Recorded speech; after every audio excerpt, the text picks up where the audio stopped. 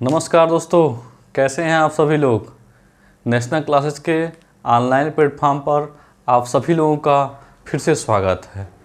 तो मित्रों, हम क्या कर रहे थे, लूसेंट सीरीज पढ़ रहे थे। कौन सी सीरीज? Lucent series. जो पहला लेक्चर था उस लेक्चर में आप लोगों का बहुत प्यार मिला, सहयोग मिला। इसके लिए हम जो है आभारी हैं आपके। और आप जो है इस सीरीज को और से अधिक शेयर करिए, सब्सक्राइब करवाइए लोगों से और चैनल को आगे बढ़ाइए।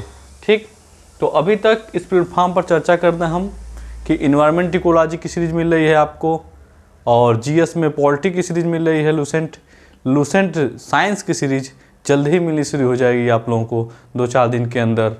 हिंदी की सीरीज़ मिल रही है। करंट अफेयर वार्षिकी में राष्ट्रीय, अंतर्राष्ट्रीय और आर्थिक घटनाक्रम जो है ख़त्म हो चुका है। थोड़ा बहुत और है, उसको ख़त्म करके हम लोग मंथली मैगजीन जो है शुरू करेंगे और काम करते रहेंगे। आप भी काम करते रहिए, स्वस्थ रहिए, मस्त रहिए और खूब पढ़ाई करिए। जितना हो सकता है उतना मेहनत करिए। अपने टाइम को बांट लीजिए अलग अलग शिफ्ट में और जो है काम करते रहिए उस हिसाब से। ठीक, तो आइए हम जो है लूसेंट सीरीज के जो है पॉलिटी के लेक्चर 2 में जो है, कौन सा लेक्चर है यह? लेक्चर 2 में जो है हम बात करते हैं। कहाँ तक पढ़ चुके थे हम लोग? तो 1833 का जो है अधिनियम हम देख चुके थे। हमारी यात्रा शुरू हुई थी 1773 के रेगुलेटिंग एक्ट से शुरू हुई थी और 1833 के अधिनियम तक जो है हम पहुंच चुके थे। अब हम जो है 1833 के अधिनियम के आगे जो है अपनी क्लास शुरू करेंगे। आप लोग स्वस्थ होके, मस्त होके पढ़ते रहिए। पढ़ने के सिवा कोई दूसरा विकल्प नहीं है और देखते रहिए। ठीक, तो देखिए 1853 का जो है चार्टर अधिनियम जो है हम शुरू करेंगे आज से। कहाँ से? 1833 के बाद फिर 20 साल बाद 1853 का चार्टर अधिनियम आता है। इस अधिनियम की खासियत क्या थी कि कंपनी के महत्वपूर्ण पदों को, सभी पदों को नहीं, महत्वपूर्ण पदों को, ध्यान दीजिएगा, यही सब बारीकियां सीखने की ज़रूरत है जो आपको किताब नहीं सिखा पाती है, जो हम आपको सिखा रहे हैं। ठीक, देखिए महत्वपूर्ण पदों को जो है प्रतियोगी परीक्षाओं के आधार पर भरने की व्यवस्था होगी। किस आधार पे? प्रतियोगी परीक्षा। मतलब अब जो है कंपटीशन शुरू होगा और कंपटीशन से जो है भर्ती होगी। जैसे आप प्रतियोगी परीक्षाएं देते हैं वैसे ही अब वहाँ पे भी जो है प्रतियोगी परीक्षाओं की तैयारी शुरू होगी और उसी के आधार पे भर्ती होगी। ये कौन सा अधिनियम कह रहा है? 1853 का चार्टर अधिनियम कह रहा है कि कंपनी के महत्वपूर्ण पदों पे प्रतियोगी परीक्षाओं के आधार पर भरने की व्यवस्था होगी। 1854 में इसके लिए मैकाले समिति की नियुक्ति होती है। आपसे ये भी क्वेश्चन पूछा जा सकता है कि 1854 में जो मैकाले समिति नियुक्त हुई थी वो किसके लिए नियुक्त हुई थी? ठीक, तो आपको कौन सा आंसर करना है? प्रतियोगी परीक्षाओं के आधार पर महत्वपूर्ण कंपनी के महत्वपूर्ण पदों को भरने की व्यवस्था करने के लिए जो है मैकाले समिति की जो है 1854 में नियुक्ति हुई थी। ठीक, यह सब किस एक्ट के अंतर्गत पढ़ रहे हैं आप? 1853 ईस्वी का चार्टर अधिनियम के अंतर्गत आप पढ़ाई कर रहे हैं। फिर देखिए, गवर्नर जनरल के परिषद के विधायी एवं प्रशासनिक कार्यों को अलग कर दिया जाएगा। अब यहाँ पे समझने की ज़रूरत है कि विधायी क्या होता है और प्रशासनिक कार्य क्या होता है। ठीक, जब आगे आप पढ़ेंगे, जब धीरे धीरे पॉलिटी को पढ़ना शुरू करेंगे आप, अभी तो हम इसके संवैधानिक इतिहास पे चर्चा कर रहे हैं। जब पॉलिटी पढ़ना शुरू करेंगे तो उसमें जब कार्यपालिका, विधायिका और न्यायपालिका पढ़ेंगे, विधायी कार्य मतलब कि कानून बनाने के कार्य, मतलब जो कानून बनाने के कार्य होगा कि क्या होना चाहिए, क्या नहीं होना चाहिए, कानून के रूप में अगर जो है बनाया जाएगा तो इसको विधायी कार्य कहा जाएगा। और प्रशासनिक कार्यों से आप अवगत ही करेंगे कि जो है विधायी कार्यों को जो है इम्प्लीमेंट करने के लिए, मतलब क्रियान्वित करने के लिए प्रशासनिक जो है लोग चाहिए और वही जो है प्रशासनिक कार्यों को जो है या इम्प्लीमेंट करते हैं, मतलब क्रियान्वित करते हैं। ठीक, तो गवर्नर जनरल के परिषद के विधायी एवं प्रशासनिक कार्यों को अब अलग कर दिया गया। जैसे जैसे कंपनी का स्तर जो है बढ़ता जाएगा, क्योंकि चीज़ें क्या होता है, जब इतिहास पढ़े होंगे आप या जब इतिहास पढ़ेंगे तो आपको पता चलेगा 1853 तक जो है कंपनी ने बहुत ब्रॉड रूप ले लिया था। धीरे धीरे जो है आंतरिक मामलों में हस्तक्षेप कर दिया था, राजाओं के जो है राज्यों को अपने नीति में ले लिया था। हड़प नीति में ले लिया था, विलय नीति शुरू किया था। तमाम तरह की जो है संधि के द्वारा जो है यह राज्यों को हड़प रहे थे, भारतीय राज्यों को, और भारतीयों को आपस में जो है लड़ा लड़ा के जो है उस पर कब्जा कर रहे थे। वहाँ पे अपनी सुरक्षा के अंतर्गत जो है नियुक्ति कर रहे थे। तो उसी आधार पे जब बड़ा हो गया तो विधायी और प्रशासनिक कार्यों को अलग कर दिया।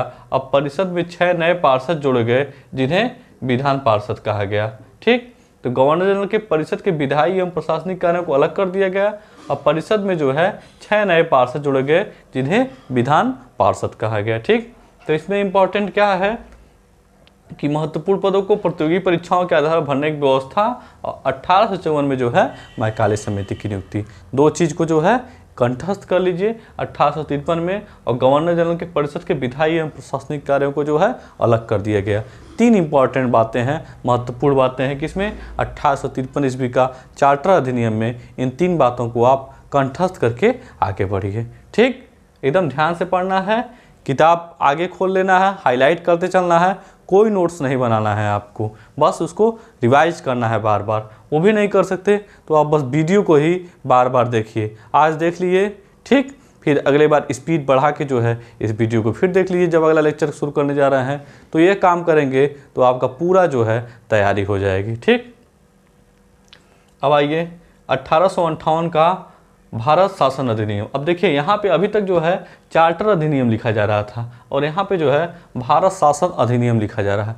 तो इसके पीछे ज़रूर कुछ कारण होगा, तभी तो बदला जा रहा है। देखिए इसके बैकग्राउंड में अगर जब जाएंगे तो 1857 ईस्वी में विद्रोह हुआ था। 1857 ईस्वी का विद्रोह आप पढ़े हुए थे, जगह जगह विद्रोह हुआ था, और उसी के बाद जो है 1858 का भारत शासन अधिनियम लाया गया था। 1857 विद्रोह के बाद जो है कंपनी से जो है ऐसा लग रहा था कि जो है ब्रिटेन की सत्ता जो है भारत से उखाड़ फेंक देंगे लोग। वो तो आपसी समन्वय की कमी है और राष्ट्रीयता की भावना की कमी होने की वजह से जो है 1857 का विद्रोह सफल नहीं हो सका। लेकिन अगर आप देखेंगे भविष्य में जो है राष्ट्रीय आंदोलन की नींव जो है जरूर रख दिया था 1857 का विद्रोह।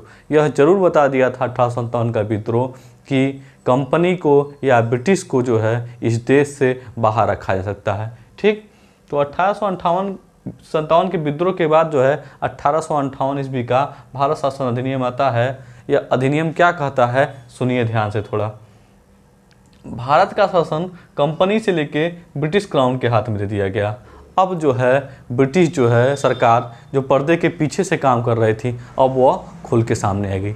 जब उस ब्रिटिश सरकार को यह पता चल गया कि अब लग रहा है कि हमारा एक उपनिवेशवाद जो है ख़त्म हो जाएगा, एक औपनिवेशिक राज्य ख़त्म हो जाएगा, तो उस दिशा में आगे बढ़ते हुए ब्रिटेन की सरकार ने जो है कंपनी से जो है अब सारी सत्ता जो है अपने हाथ में ले लिया और 1858 ईस्वी का भारत शासन अधिनियम पारित करता है। कौन करता है?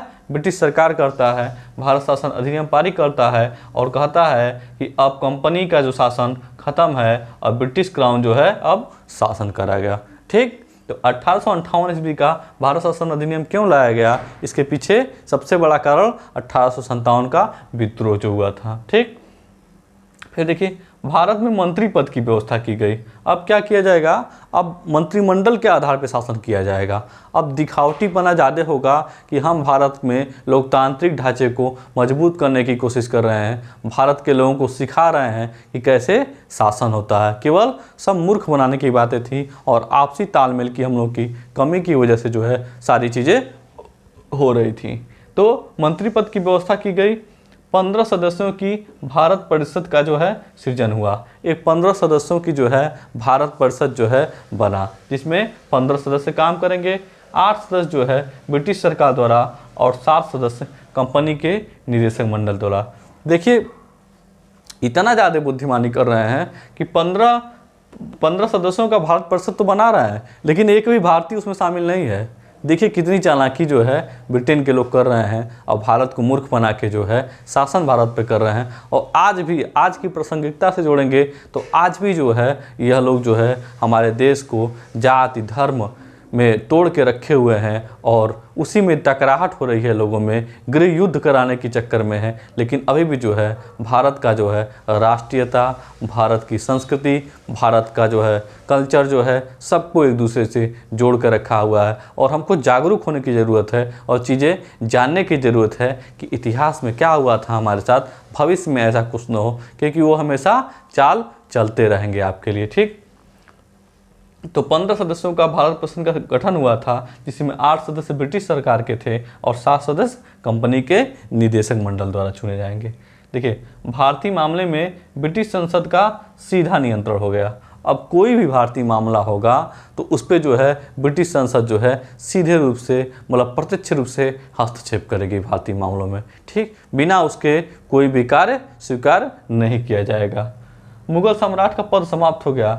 1857 के विद्रोह को अगर आप देखेंगे तो बहादुर शाह जफर जो है विद्रोह का नेतृत्वकर्ता बनाया गया। जब मेरठ के सिपाही जो है गए वहाँ पे दिल्ली की तरफ कूच किए और विद्रोह की कमान जो है बहादुर शाह जफर पे दे दिए 1857 के विद्रोह में, तब ब्रिटिशों को लगा कि ऐसे तो कभी भी अगर भारत के लोग इकट्ठा होंगे और भारत के लोग मुग़ल सत्ता को ही अपने सर्वोच्च मानेंगे, तो मुग़ल सत्ता के जो नायक रहेंगे उनको जो है यह सत्ता दे के और जो है सत्ता हाथ में दे के और उनके नेतृत्व में जो है यह विद्रोह कर देंगे और हमको जो है बाहर कर देंगे। इस वजह से जो है मुग़ल सम्राट के पद को जो है इसी 1858 अधिनियम के तहत ख़त्म कर दिया गया। ठीक, आगे देखिए, बोर्ड ऑफ डायरेक्टर और बोर्ड ऑफ कंट्रोल समाप्त हो गया। जो अभी तक बोर्ड ऑफ डायरेक्टर और बोर्ड ऑफ कंट्रोल के माध्यम से शासन किया जा रहा था कंपनी के द्वारा, वो पद जो है अब ख़त्म कर दिए गए।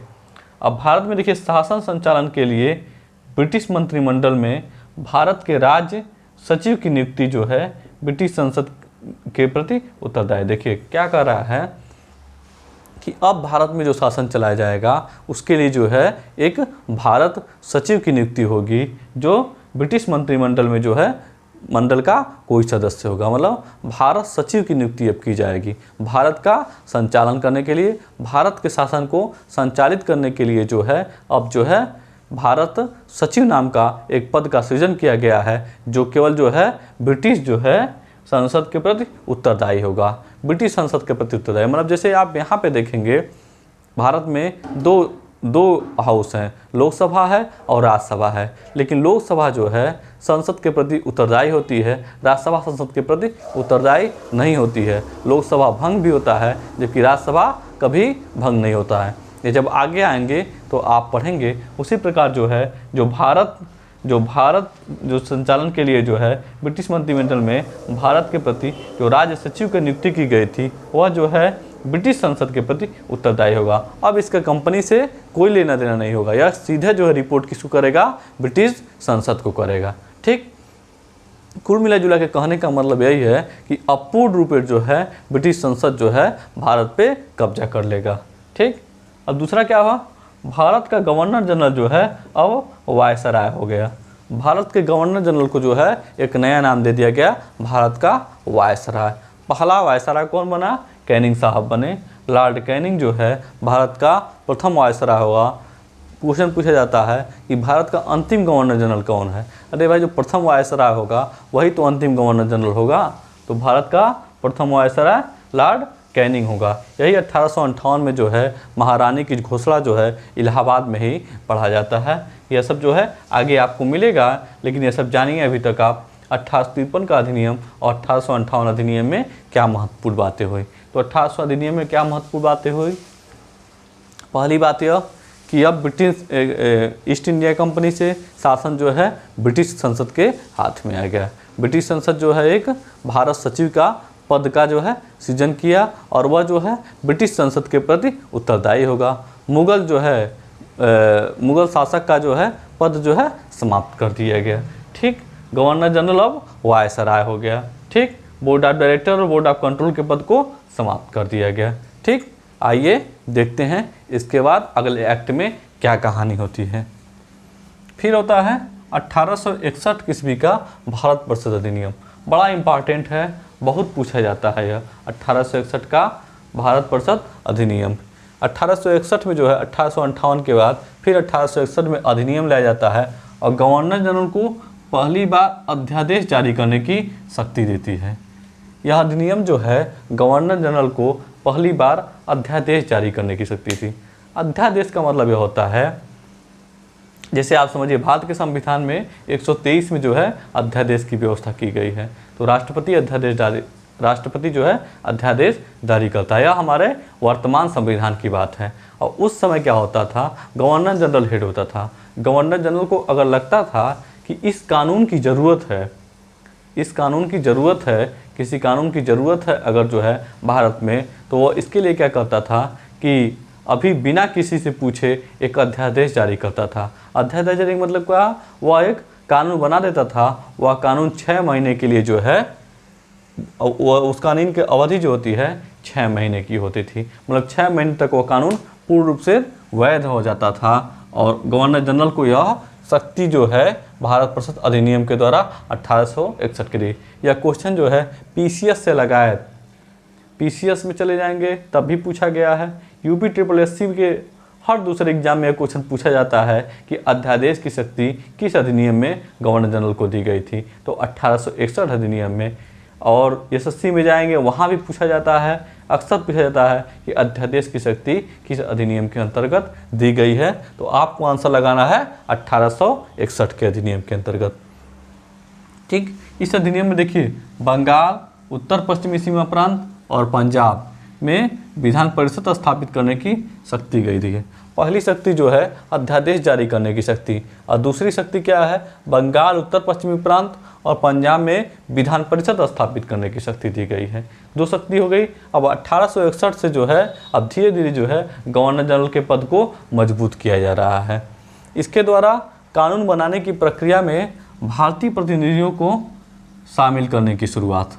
अब देखिए यहीं से जो है कहा जाता है कि स्वीट पॉइजन जो है, मीठा जहर जो है दिया जाता है, वही मीठा जहर दिया जा रहा है और बताया जा रहा है कि हम भारतीयों को भी जो है अपने कानून बनाने की शक्ति में जो है शामिल हो रहे हैं, और भारतीयों को भी जो है इसमें शामिल करके यह बताने की कोशिश की जा रही है कि हम जो है इस देश को जो है चला रहे हैं, क्योंकि यह देश के लोग अभी इस काबिल नहीं हैं कि इस राष्ट्र को चला सकें।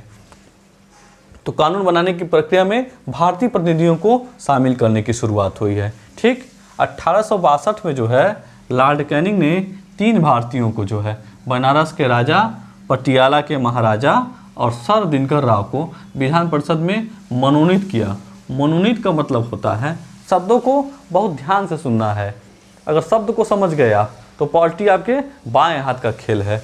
मनोनीत के मतलब होता है कि चुनाव नहीं होगा, मनोनीत कर लिया जाएगा, बता दिया जाएगा हाँ आपको गवर्नर जनरल मनोनीत कर लिया कि आप जो है XYZ जो भी हैं आपको जो है परिषद में जगह दी जा रही है, तो आप जो है सीधे जो है परिषद में जगह पा जाएंगे। वह गवर्नर जनरल क्या एकाधिकार होता है, चुनाव नहीं होता। जैसे अगर आज की भारत के संविधान की तुलना करेंगे तो भारत के संविधान में जैसे राष्ट्रपति जो है मनोनीत करता है राज्यसभा में कुछ पदों को, वैसे ही जो है गवर्नर जनरल जो है मनोनीत कर रहा है। और सबसे पहले 3 भारतीयों को मनोनीत किया गया था, बनारस के राजा, पटियाला के महाराजा और सर दिनकर राव को विधान परिषद में मनोनीत किया गया था 1862 में लॉर्ड कैनिंग के द्वारा। पूछा जाता है क्वेश्चन, इंपॉर्टेंट क्वेश्चन है, किन 3 भारतीयों को जो है लॉर्ड कैनिंग ने मनोनीत किया था, तो बनारस के राजा, पटियाला के महाराजा और सर दिनकर राव को मनोनीत किया गया था। ठीक, तो 1800 ईस्वी का परिषद अधिनियम आप समझ गए होंगे जहां तक मुझे उम्मीद है।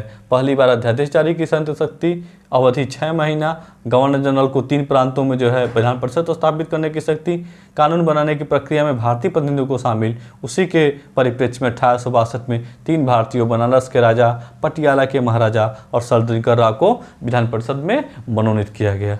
ठीक, अब आइए देखिए 1873 का अधिनियम। वैसे तो बहुत महत्वपूर्ण अधिनियम नहीं है, लेकिन इतना महत्वपूर्ण है कि आप बहुत अच्छे लोगों से पूछेंगे जो पॉलिटी के जानकार होंगे या इतिहास के जानकार होंगे, उनसे आप पूछेंगे ईस्ट इंडिया कंपनी को किसी भी समय भंग किया जा सकता है। यह कौन सा अधिनियम कहता है, 1873 का अधिनियम कहता है।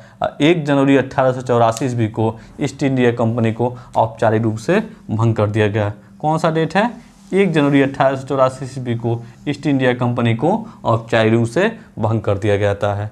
अगर आप बड़े जानकार लोगों से इतिहास के, राज्य व्यवस्था के, संविधान के जानकार लोगों से पूछेंगे कि ईस्ट इंडिया कंपनी को किस अधिनियम के अंतर्गत जो है भंग कर दिया गया, तो नहीं बता पाएंगे। लेकिन याद रखिए 1873 ईस्वी का अधिनियम है। आयोग का ध्यान अभी तक इधर नहीं गया है, कभी भी क्वेश्चन पूछा जा सकता है। 1 जनवरी 1884 ईस्वी को इसी अधिनियम के अंतर्गत ईस्ट इंडिया कंपनी को औपचारिक रूप से भंग कर दिया जाता है और ईस्ट इंडिया कंपनी को समाप्ति हो जाती है। ठीक, इसके बाद जो है शाही उपाधि अधिनियम 1876 में आता है। शाही उपाधि अधिनियम 1876 में आता है। देखिए ये डेट याद करिएगा, 28 अप्रैल 1876। कौन सा डेट है? 28 अप्रैल 1876 ईस्वी को एक घोषणा के द्वारा महारानी विक्टोरिया को भारत की सामग्री घोषित किया जाता है। मतलब महारानी विक्टोरिया को भारत की सामग्री घोषित किया गया है 28 अप्रैल 1876। अक्सर पूछा जाता है क्वेश्चन कि किस महारानी विक्टोरिया को किस सन में जो है भारत की सामग्री घोषित किया गया, तो डायरेक्ट लोग 1858 आंसर मारते हैं, क्योंकि 1858 में महारानी का घोषणा पत्र इलाहाबाद में पढ़ा गया था। लेकिन आंसर कौन सा होगा? 1876 होगा। यह चीज़ आपको ध्यान देने चीज़ है।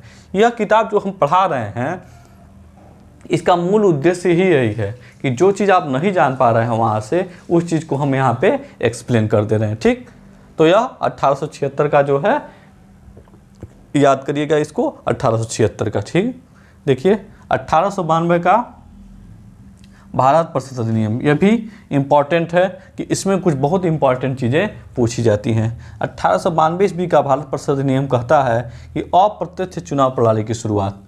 कौन सा?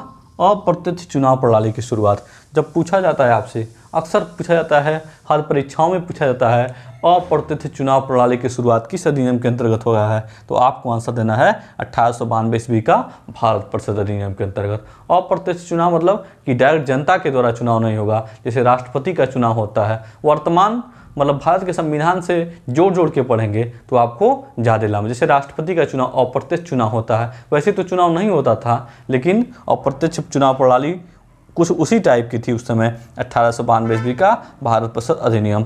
तो पूछा जाएगा अप्रत्यक्ष चुनाव प्रणाली की शुरुआत किस अधिनियम के अंतर्गत हुई, तो आपको आंसर करना है 1892 ईस्वी का भारत परिषद अधिनियम के द्वारा। फिर देखिए राजस्व एवं व्यय अथवा बजट पर बहस करने तथा कार्यकारिणी से प्रश्न पूछने की शक्ति हुआ। अब देखिए बजट पर बहस करने की तथा कार्यकारिणी से प्रश्न पूछने की शक्ति जो है 1892 ईस्वी का भारत परिषद है। मतलब यह हुआ कि जब ब्रिटेन जो है भारत के लिए बजट पे चर्चा करेगा तो वहाँ पे अभी तक जो है बजट पे बहस आप नहीं कर सकते थे। कोई भारतीय चाहे कोई भी जो है बजट पे कोई बहस नहीं कर सकता था। जो बजट आ गया वो बजट आ गया। लेकिन 1892 ईस्वी का परिषद का अधिनियम जो है कहता है कि बजट पर बहस कर सकते हैं आप, और कार्यकारिणी से प्रश्न पूछने की शक्ति भी थी। किस अधिनियम के द्वारा? 1892 ईस्वी का भारत परिषद अधिनियम के द्वारा। तो ये सब अधिनियम हुए। इसके बाद हम 1909 अधिनियम पहुँचेंगे, 1919 पढ़ेंगे, 1935 पढ़ेंगे। इंपॉर्टेंट अधिनियम है और धीरे धीरे जो है इंडिपेंडेंस एक्ट 1947 के द्वारा जो है हम भारत को स्वतंत्र करा देंगे। अब आपका क्या है, एक बार आइए रिवीजन कर लेते हैं। आप ध्यानपूर्वक पढ़ते रहिए, मस्त होकर पढ़ते रहिए। चीज़ों को पढ़ेंगे तभी जाके बेहतर होगा। धीरे धीरे पढ़ रहे हैं हम लोग, आराम से पढ़ रहे हैं, कोई जल्दीबाजी नहीं है। धीरे धीरे करके जो है हम पूरी जो है किताब को कवर कर लेंगे। आपको क्या करना है, डेली का डेली पढ़ना है। डेली का डेली अगर नोट्स बना सकते हैं बनाइए, नहीं बना सकते हैं तो इस वीडियो को देखिए, ज़रूर एक बार देखिए, जिससे आपका कॉन्सेप्ट जो है क्लियर हो जाए। इसके बाद भी अगर कोई बच जाता है तो आप कमेंट बॉक्स में ड्रॉप कर दीजिए अपनी बातें। देखिए 1853 का चार्टर अधिनियम क्या क्या कहता है कि कंपनी के महत्वपूर्ण पदों को प्रतियोगी परीक्षाओं के माध्यम से भरा जाएगा। 1854 में इसके लिए मैकाले समिति की नियुक्ति हुई। गवर्नर जनरल के परिषद के विधायी एवं प्रशासनिक कार्यों को अलग करा दिया गया। 6 पार्षद नए पार्षद जोड़े गए जिन्हें विधान पार्षद कहा गया। ठीक, 1858 ईस्वी का भारत शासन अधिनियम देखिए, कंपनी का शासन अब ब्रिटिश क्राउन में चला गया। मंत्री पद की व्यवस्था की गई। 15 सदस्यों की भारत परिषद का सृजन किया गया। 8 सदस्य ब्रिटिश सरकार के और 7 सदस्य कंपनी के निदेशक मंडल के द्वारा। अभी भी कंपनी को इग्नोर नहीं किया गया है। जो कंपनी के निदेशक मंडल हैं उनके द्वारा जो है 7 सदस्यों का चुनाव होता है और उसमें जो है इस परिषद में डाले जाते हैं। मतलब 8 सदस्य ब्रिटिश सरकार के और 7 सदस्य कंपनी के निदेशक के। भारतीय मामलों पर ब्रिटिश संसद का अब सीधा नियंत्रण हो गया। भाई जब शासन ले ही लिए आप तो सीधा नियंत्रण हो ही गया, उसमें कोई दो राय नहीं, कोई बहुत कठिन बात नहीं है, आसान बात है, यहीं से निकल गई। जब कंपनी से लेकर ब्रिटिश क्राउन के हाथ में गया तो ब्रिटिश संसद का सीधा नियंत्रण हो जाएगा। मुगल सम्राट का पद समाप्त हो गया। इस पर विशेष चर्चा हम किए हैं कि मुगल सम्राट के पद को केवल समाप्त कर दिया गया, एकदम असरहीन कर दिया गया। जानते थे कि अगर नहीं असरहीन करेंगे तो कभी भी नेतृत्वकर्ता बना के भारत में जब राष्ट्रवाद की उत्पत्ति होगी तो इन्हीं को नेतृत्वकर्ता बना के और जो है हमको देश से बाहर कर दिया जाएगा। ठीक, अब धीरे धीरे आगे जाएंगे तो 1885 में जो है कांग्रेस की स्थापना होती है। देखते जाइएगा क्या होता है। Bank of board of director और बोर्ड ऑफ कंट्रोल को समाप्त कर दिया गया। भाई जब शासन सीधे चला गया ब्रिटिश के हाथों में तो इसको जो है स्वभावतः समाप्त कर देना है। फिर देखिए शासन संचालन के लिए ब्रिटिश मंत्रिमंडल में भारत के राज्य सचिव की नियुक्ति हुई। भारत में जो है राज्य सचिव की नियुक्ति हुई, वही जो है अब भारत के सारे फैसले को जो है वह लेगा और वही जो है क्रियान्वित करेगा। ब्रिटिश संसद के प्रति वह उत्तरदायी होगा। भाई जब ब्रिटिश संसद उसको जो है चुन रही है तो स्वाभाविक है ब्रिटिश परिषद के प्रति वह उत्तरदायी होगा। पहला गवर्नर भारत का गवर्नर जनरल अब का वह वायसराय हो गया। प्रथम वायसराय कैनिंग हुए। कैनिंग जो है अंतिम गवर्नर जनरल भी कह सकते हैं इसको, या प्रथम वायसराय कैनिंग कह सकते हैं। फिर देखिए आगे 1861 ईस्वी का भारत परिषद अधिनियम क्या होता है? पहली बार अध्यादेश जारी करने की शक्ति देता है गवर्नर जनरल को। अब गवर्नर जनरल का पद जो है महत्वपूर्ण होता जा रहा है। पहली बार अध्यादेश जारी करने की शक्ति और इसकी अवधि कितना होगा? 6 महीने होगा। बंगाल, उत्तर पश्चिमी सीमा प्रांत और पंजाब में विधान परिषद स्थापित करने की शक्ति दे रहा है। भारतीय प्रतिनिधियों को कानून बनाने में शामिल करने की शुरुआत होती है। इसी के परिप्रेक्ष्य में 1862 में लॉर्ड कैनिंग ने 3 भारतीयों, बनारस के राजा, पटियाला के महाराजा और सलदिनकर राव को जो है विधान परिषद में मनोनीत करता है।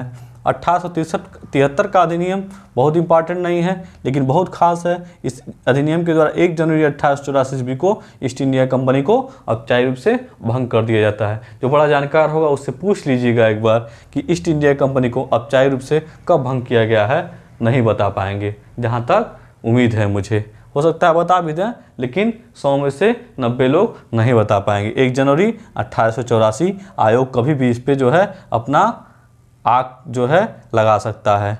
शाही उपाधि अधिनियम 1876, ये क्वेश्चन कई बार पूछा हुआ है। यूपी SSS खासकर पूछता है और PCS जो है पूछता है कि 1876 में जो है महारानी विक्टोरिया को भारत की सामग्री घोषित किया गया। क्यों यह क्वेश्चन गलत रहता है? क्योंकि 1858 में जो है महारानी विक्टोरिया का घोषणा पत्र इलाहाबाद में पढ़ा गया था। उसी के आधार पर लोग बोलते हैं कि अब इसी 1858 में जो इनको भारत की सामग्री घोषित कर दिया गया था, लेकिन ऐसा नहीं था। 1876 में उनको जो है भारत की सामग्री जो है घोषित किया गया। 1892 ईस्वी का भारत परिषद अधिनियम देखिए। अप्रत्यक्ष चुनाव प्रणाली की शुरुआत हुआ। बजट पर बहस करने की शक्ति और कार्यकारिणी से प्रश्न पूछने की शक्ति हुई। तो इस प्रकार जो है हम वहाँ तक पहुँच गए, आपका 1892 तक पहुँच गए। अब 1909, 1919, 1935 पढ़ते हुए हम जो है इसको समाप्त करते हुए संविधान सभा की तरफ कदम बढ़ाएंगे। पढ़ते रहिए, मस्त रहिए, स्वस्थ रहिए, खूब मज़ा करिए, खूब पढ़िए। अब यह जो है पढ़ने के महीना आ गया है और पढ़ाई करते रहिए। फिर मिलते हैं। बहुत बहुत धन्यवाद। जय हिंद, जय भारत।